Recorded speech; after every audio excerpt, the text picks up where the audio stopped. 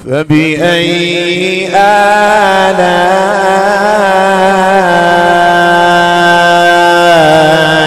ربكما تكذبان. اللهم صل على سيدنا محمد وعلى آل سيدنا محمد وبارك وسلم. الصلاة والسلام عليك يا رسول الله یا حبیب اللہ صلی اللہ تعالی علیہ وسلم.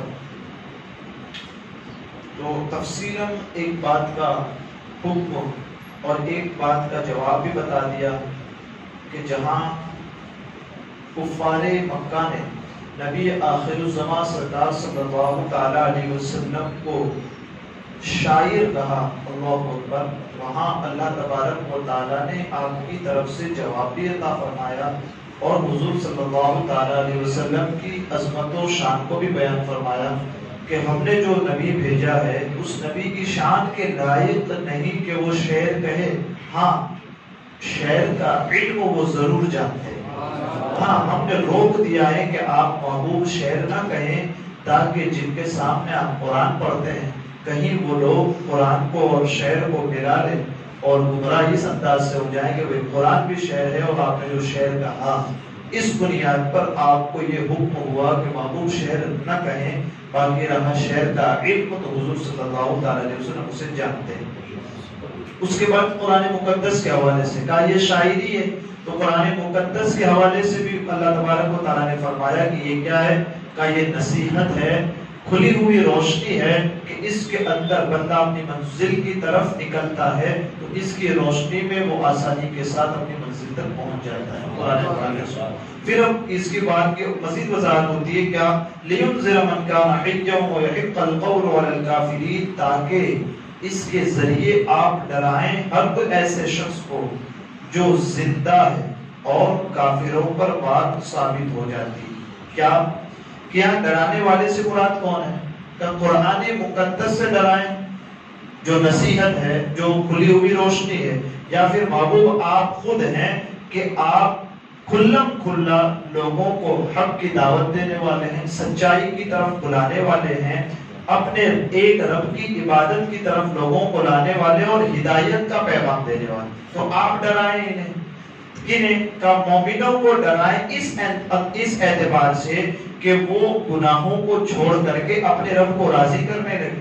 تو گناہوں سے ڈرائیں مومنوں کیونکہ وہ گناہ نہ کرے، دوسرا تاکہ وہ گناہوں سے باز رہے، دوسرا یہ کہ جو لوگ کفر پر قائم رہ چکے ہیں، ایک وہ جو آپ کی بات مانتے ہیں قبول کرتے ہیں، انہیں کیا کہنا ہے کہ انہیں آپ گناہوں سے ڈرائیں تاکہ وہ گناہوں سے باز رہیں. اور وہ جو آپ کی بات مانتے ہی نہیں، جو نہیں مانتے وہ کافر کفر کرتے ہیں، تو یہ جو نہیں مانتے ہیں ان پر ان کے کفر کے سبب عذاب ثابت ہو جائے کہ انہوں نے جھٹلایا، اس لیے ہم نے ان پر عذاب کو ثابت کر دیا.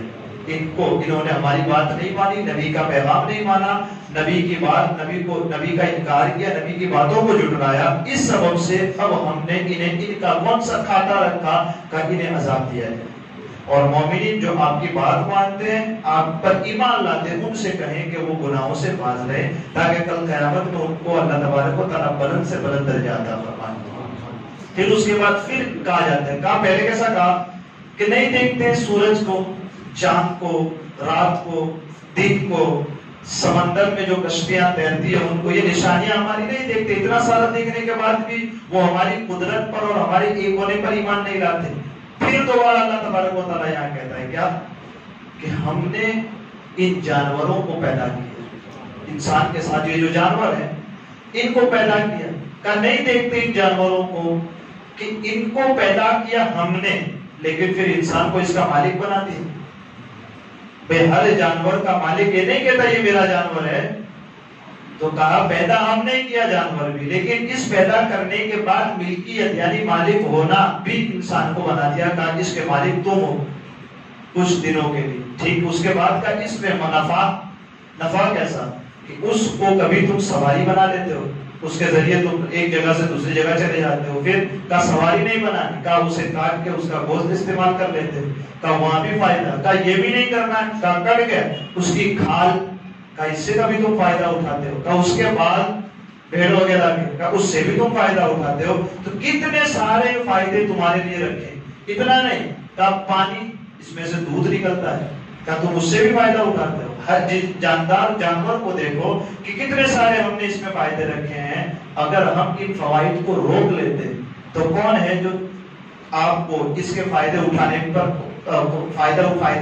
پر قدرت دے دیتا؟ اگر ہم روک دیتے. پتھر کچھ رکھا یا کچھ نہیں رکھتا، تم چاہو تو اس سے فائدہ اٹھا سکتے ہو؟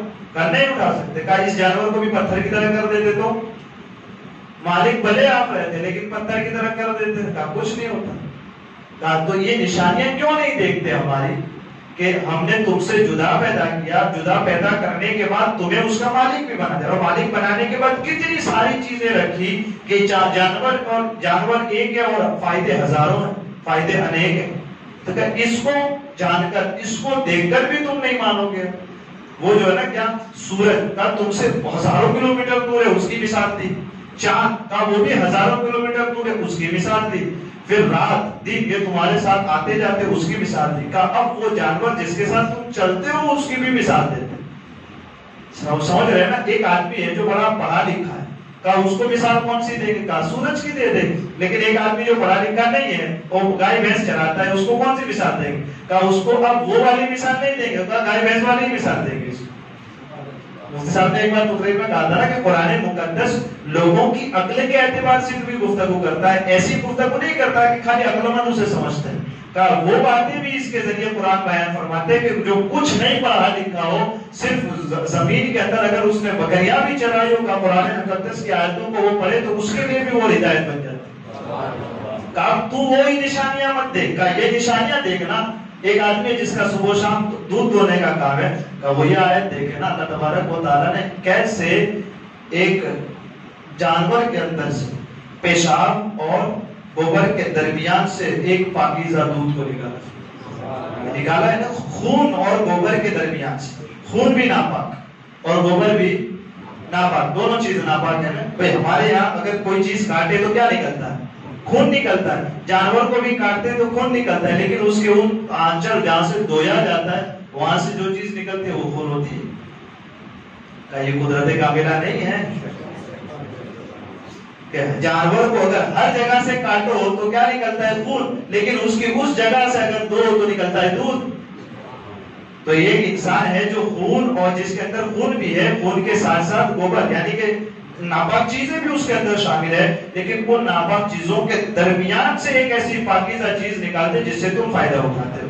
اور حالت یہ کہ دودھ میں نہ خون کی رنجش، نہ دودھ لال نظر آتا ہے، نہ گوبر کی بو اس میں آتی ہے، کچھ بھی نہیں، دونوں کے درمیان سے نکلتا ہے اور پاک و صاف نکلتا ہے. اس چیز کو بھی کیا. اب یہاں دیکھ کر کے مانو کہ اللہ تبارک و تعالیٰ قادر ہے، ہر چیز کر سکے.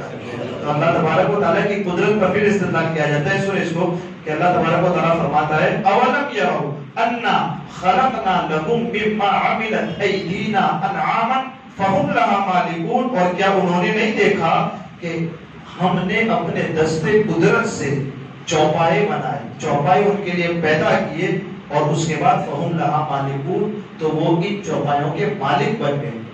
ٹھیک. اس کے بعد قرآن کہتے ہیں وَذَلَّلْنَاهَا لَهُمْ فَمِنْهَا رَكُوبُهُمْ وَمِنْهَا يَأْكُلُونَ. اور ہم نے ان چوپایوں کو ان کے تابع کر دیا، تابع ان کے حکم کو ماننے والا کر دیا. وہ جدھر جانے کا حکم دے وہ ادھر چلے جاتے ہیں، جہاں بٹھا دیتے وہ بیٹھ جاتے ہیں. ان کے تابع کر دیا. اس کے بعد فَمِنْهَا رَكُوبُهُمْ، تو بعض پر وہ سواریاں کرتے ہیں، وَمِنْهَا يَأْكُلُونَ، بعض کو وہ کھاتے ہیں. ٹھیک. اس کے بعد وَلَهُمْ فِيهَا مَنَافِعُ وَمَشَارِبُ، اور لوگوں کے لیے ان چوپایوں میں کئی طرح کے منافع رکھے ہیں. ان میں پینے کی بھی چیزیں رکھی ہیں، مشارب. افلا یشکرون، تو کیا وہ لوگ شکر ادا نہیں کریں گے؟ اس ایک رب کو مان کر اس کی عبادت کرنے والوں میں شمار نہیں ہو جائیں گے، اور اپنے رب کو راضی نہیں کر لیں گے اسے مان کر کے. اور اس کے ایک ہونے پر یہ جتنی چیزیں بھی دلالت کرتی ہے، اس کی قدرت پر دلالت کرتی ہے. ان چیزوں کو دیکھ کر وہ اپنے رب پر ایمان نہیں لے آئیں. اس بارے میں پھر مثالیں دے کر ان کو سمجھایا جاتا ہے کہ ان مثالوں کو بھی دیکھو اور پھر ہماری قدرت کو مانو. اللہ تبارک و تعالیٰ مجھے آپ کو کہنے سننے سے زیادہ علم عمل کی توفیق عطا فرمائے. قرآن مقدس کو سیکھنے، سمجھنے، ترجمے تفسیر کو پر عمل کرنے، یاد رکھنے، دوسروں تک پہنچانے کی اللہ عز و جل اپنے حبیب کے صدقے توفیق عطا فرمائے. ہمارے کہنے میں سننے میں آمدن سہون کوئی خطا ہوئی ہو، اللہ عز و جل اپنے حبیب کے صدقے اسے معاف